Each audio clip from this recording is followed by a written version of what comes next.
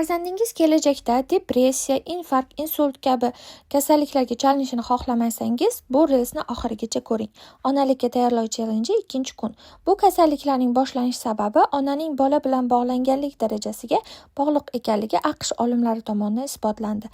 Ularning aytishicha, bog'langanlik 3 turga bo'linadi. Birinchisi, ona bilan xavfsiz bog'langan bolalar kelajakda sog'lom bo'ladi va ularning oilasi o'zaro ishonchga asoslanadi. Ikkinchisi, o'zini olib qochishga moyil bo'lgan bog'langanlikda bolalar kelajakda o'z qobiqlariga o'ralib, jamiyat, hatto o'z oilasi bilan ham chiqishib ketishda qiynaladi.